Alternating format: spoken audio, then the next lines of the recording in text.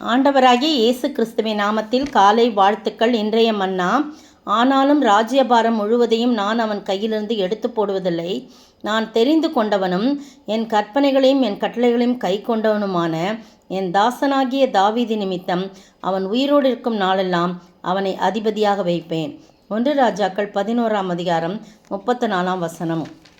சாலமோனுக்கு எவ்வளவோ நன்மைகளை செய்து அவனை உயர்த்தி ஆலயம் கட்டும்படியான பொறுப்பை கொடுத்து எல்லாம் செய்கிறாரு. ஆனால் ஒரு கண்டிஷன் போடுறார், நீ என்னுடைய தாசனாகிய தாவீதை போல என் உடன்படிக்கைகளையும் என் கற்பனைகளையும் கை கொள்ளணும், அவரை போல நீ உத்தமனாக இருந்தால் நான் உன் ராஜ்யத்தை ஸ்திரப்படுத்துவேன். ஆனால் அவனும் என்ன பண்ணிட்டான், நல்லா தான் இருந்தான். ஆனால் அவனுக்கு பாவ இச்சையில் போய் 700 மனையாட்டிகளும் 300 மறுமனையாட்டிகளும் 1000 பேர் பாருங்கள் ஸ்திரீகளை அவனுடைய அந்த ஸ்திரீகள் அவனுடைய இருதயத்தை வழுவி போக பண்ணினார்கள். அவனும் வயது சென்றபோது அவனுடைய மனைவிகள் அவன் இருதயத்தை அந்நிய தேவர்களை பின்பற்றும்படி சாய பண்ணினார்கள். அதனால் அவனுடைய இருதயம் அந்த தகப்பனாகிய தாவீதின் இருதயத்தைப் போல தன் தேவனாகிய கர்த்தருடைய உத்தமமாய் இருக்கவில்லை என்று சொல்லி 11ஆம் அதிகாரம் 3-4 வசனங்களில் சொல்லப்படுது. இதனால் ஆண்டவர் என்ன செஞ்சார், அவன் ராஜ்ய பாரத்தை அவன்கிட்ட பிடுங்கிறார். பாருங்கள், கர்த்தர் சாலமோனை நோக்கி, நான் உனக்கு கட்டளையிடவில்லையா? 11ஆம் வசனம்.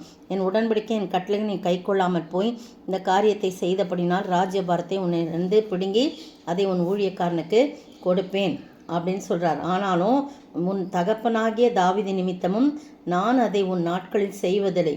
உன் குமாரனுடைய கையில் நின்று அதை பிடுங்குவேன். ஆனால் ராஜ்யம் முழுவதையும் நான் பிடுங்காமல் என் தாசனாகிய தாவீது நிமித்தமும் நான் தெரிந்து கொண்ட எருசலேமின் நிமித்தமும் ஒரு கோத்திரத்தை நான் உன் குமாரனுக்கு கொடுப்பேன்னு சொன்னான். எல்லாத்தையும் பிடுங்க மாட்டேன், ஏன்னா தாவீது நான் தெரிந்து கொண்டவன், அவன் புத்தகமாக இருந்தான். அதனால் நான் என்ன செய்ய போகிறேன், உன் குமாரன் கையிலிருந்து அதை பிடுங்குவேன் அப்படின்னு சொல்கிறான்.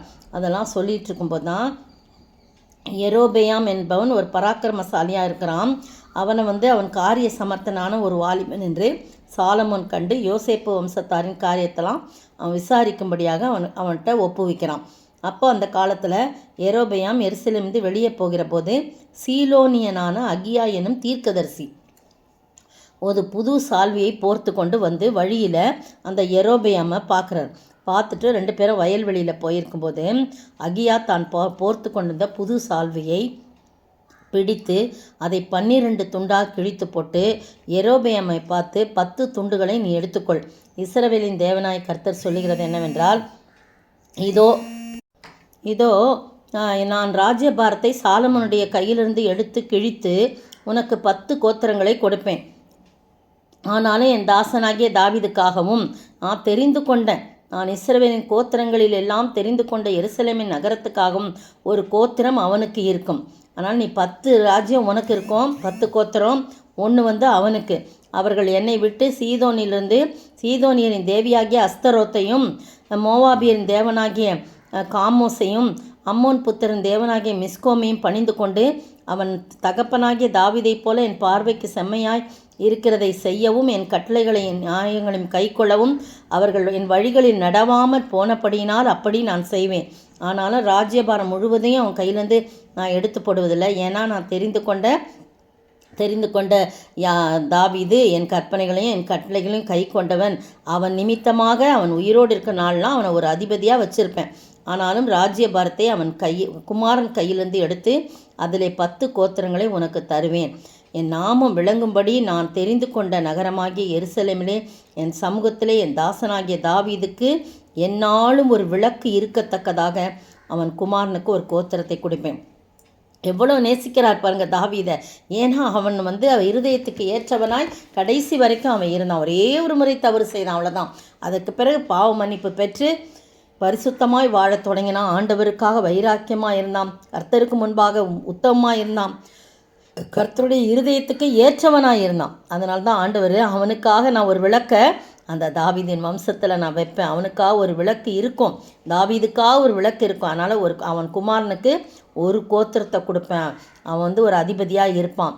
நீ உன் மன விருப்பத்தின்படி ஆண்டு கொண்டு யாரை யெரொபெயாமை நின்று கொண்டு இஸ்ரவேலின் மேல் ராஜாவாக இருப்பதற்காக நான் உன்னை தெரிந்து கொண்டேன் என்று யெரொபெயாமுக்கு ஆண்டவர் பாருங்கள் அப்படி சொல்கிறார்.